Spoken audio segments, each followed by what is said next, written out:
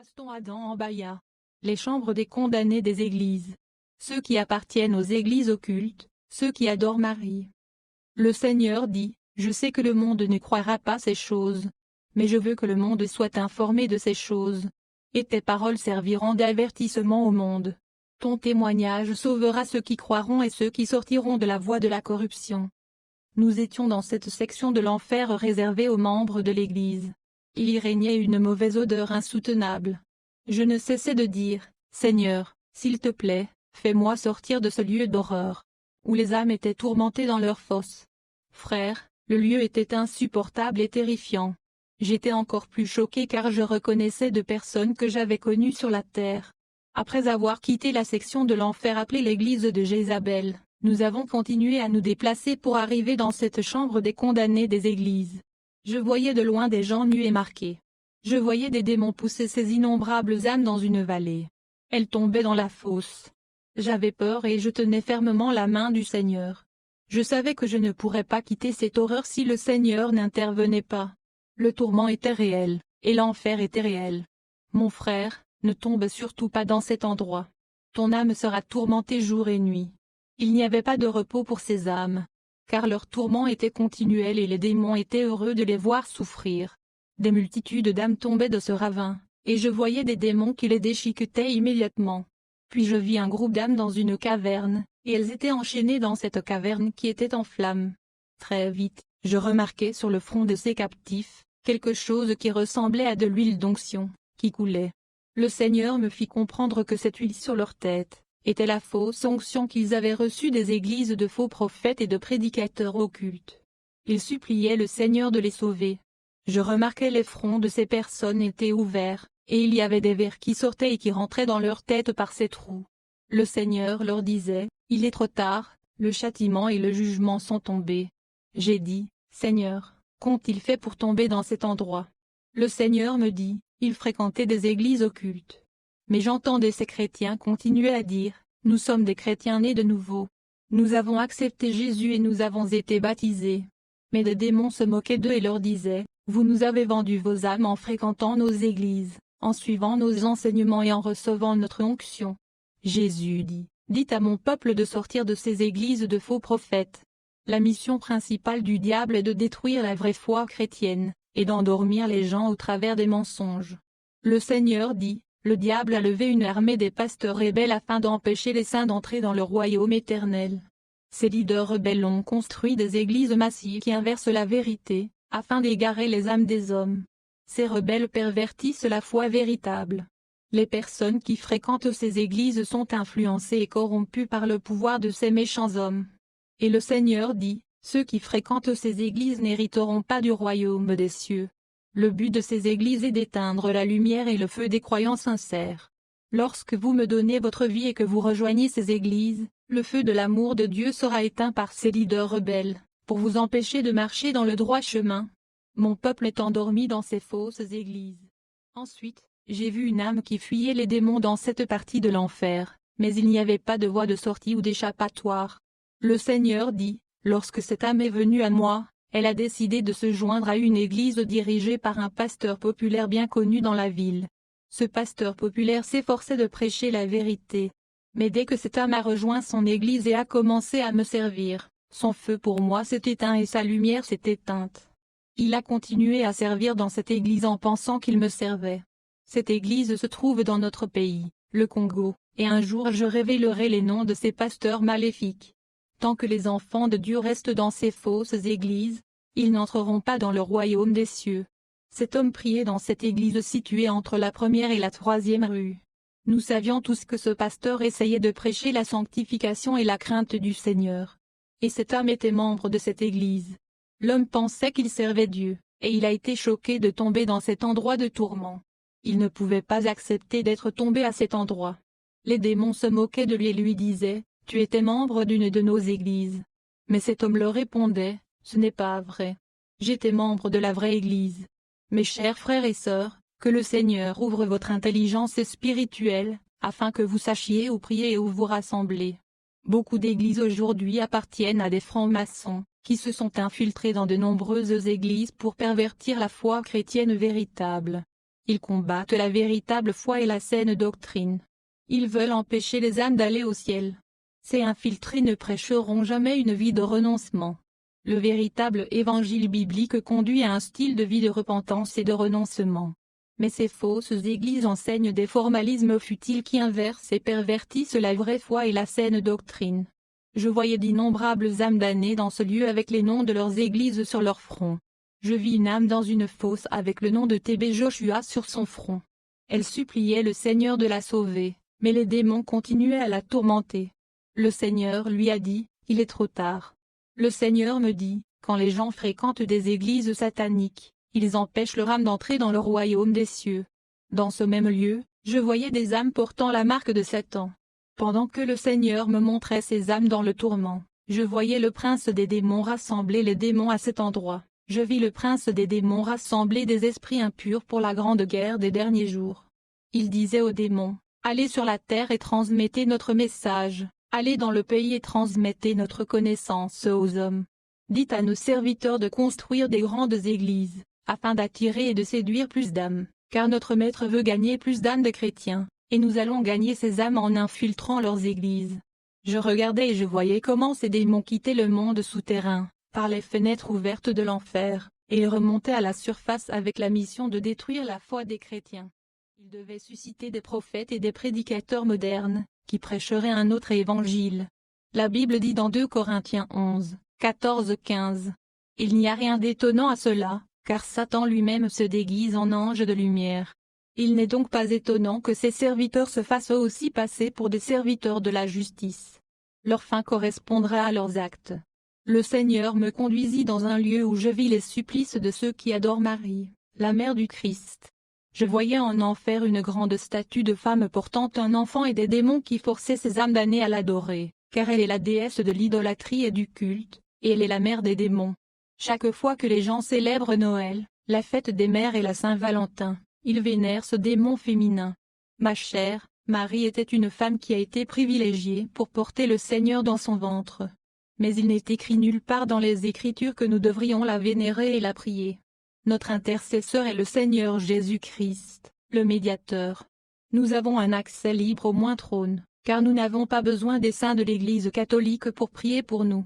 Cette femme vénérée dans l'Église catholique est une femelle diable qui était vénérée dans l'ancienne Égypte. Le Seigneur n'a pas établi un homme comme notre intermédiaire. Pour nous, lui, Jésus est le médiateur. Ces âmes qui adorent la Sainte Vierge dans l'Église catholique pensaient adorer la mère du Christ, mais en vérité, elles adoraient la déesse de l'idolâtrie. Je vis des démons ordonner à ces âmes de s'agenouiller devant cette déesse qui portait un enfant et de l'adorer. Puis je vis un démon géant entrer au milieu du feu. Il dit à ces âmes, « Lorsque vous étiez sur la terre, vous étiez des adorateurs de notre mère. Vous devez donc continuer à adorer notre mère ici. » Le démon disait encore à ces âmes, « Priez pour la rémission de votre péché. » Pendant que ces âmes adoraient la mère des démons, je voyais qu'elles étaient aussi plongées dans le feu. Le Seigneur dit, « Dites à mon peuple de sortir de l'ignorance. » Exode 20, 3. Tu n'auras point d'autre Dieu devant ma face. Tu ne te feras pas d'idole sous la forme de quoi que ce soit en haut dans les cieux, en bas sur la terre, en bas dans les eaux sous la terre. Tu ne te prosterneras point devant elle, et tu ne leur rendras point de culte, car moi, l'Éternel, ton Dieu, je suis un Dieu jaloux, qui fait retomber l'iniquité des pères sur leurs enfants, jusqu'à la 3e et à la 4e génération de ceux qui m'haïssent. Aston Adam en Baya. Les chambres des condamnés des églises. Ceux qui ne lisaient pas la Bible, ceux qui portaient des vêtements indécents, ceux qui avaient rétrogradé.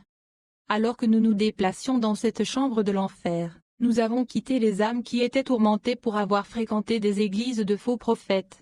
Nous avons commencé à nous élever au-dessus d'une montagne, où je voyais de nombreuses chaises qui étaient disposées comme une église. Ces chaises étaient chauffées à des températures extrêmes comme de l'acier en fusion, et ces chaises chaudes étaient munies de chaînes. Et je voyais des âmes d'hommes et de femmes assises sur ces chaises qui étaient en acier fondu.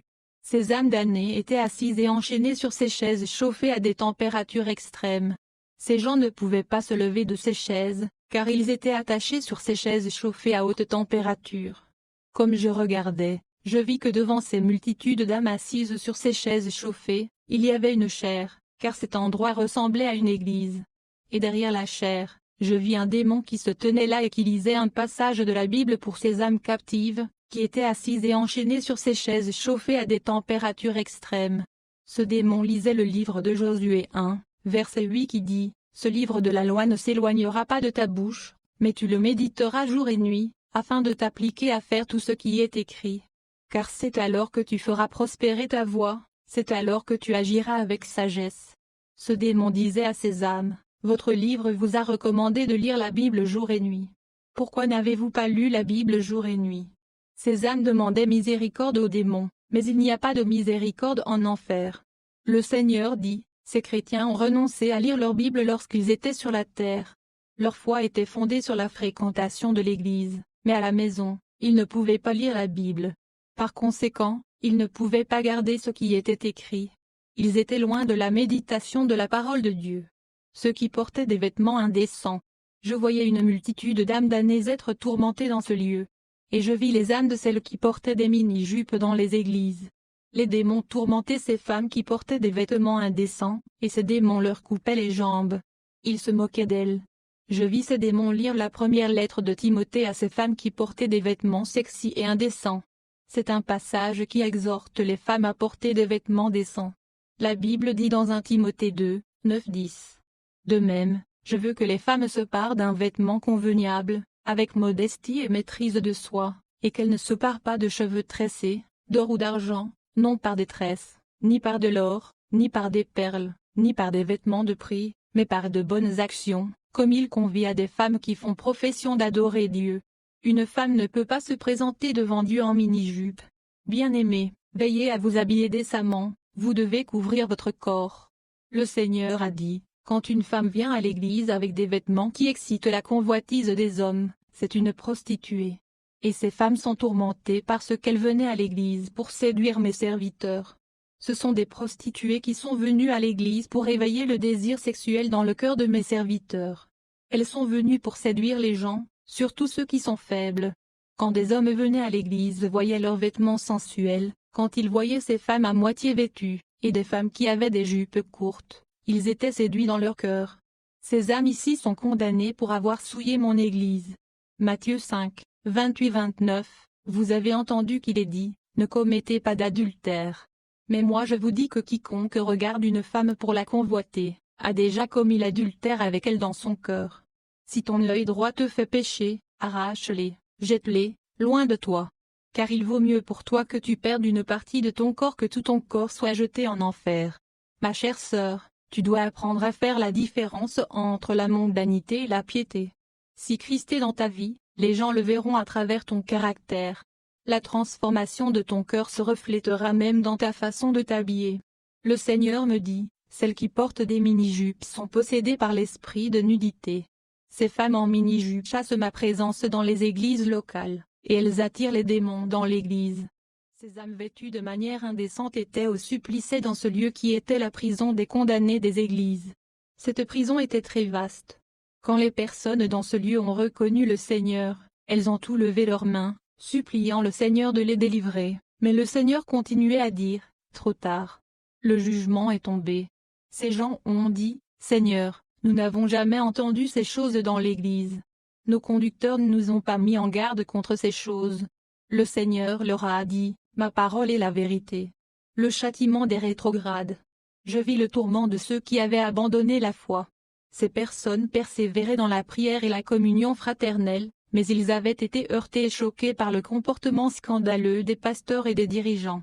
Je voyais des démons les tourmenter avec du fer chauffé comme de l'acier en fusion. Le Seigneur me dit, il est trop tard pour eux. La foi de mon peuple ne doit pas être fondée sur les pasteurs. Je leur ai dit de croire en leurs pasteurs, mais lorsque vous rencontrez un homme qui s'est écarté de ma voie, vous ne devez jamais abandonner votre foi à cause de tels dirigeants.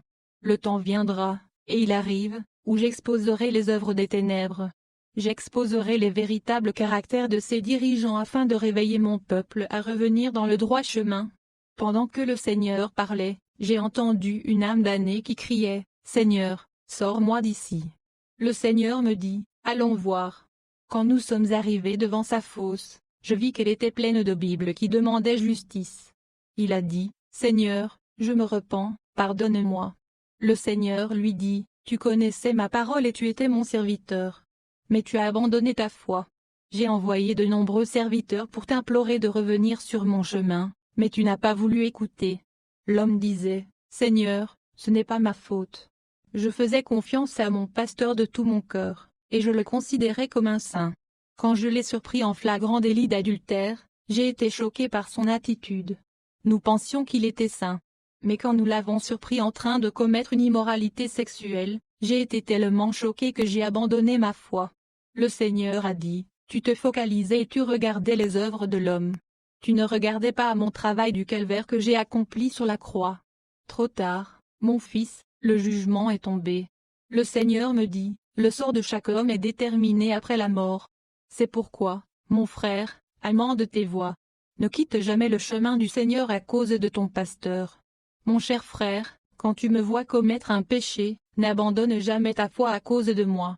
Au contraire, tu dois continuer dans la voie du Seigneur, car celui qui est mort pour toi est au ciel. Séparez-vous de ceux qui se perdent, et attachez-vous à ceux qui persévèrent dans la voie du Seigneur. N'abandonnez jamais votre foi à cause des hommes, car nous n'avons pas cru aux hommes, mais nous avons cru en Dieu.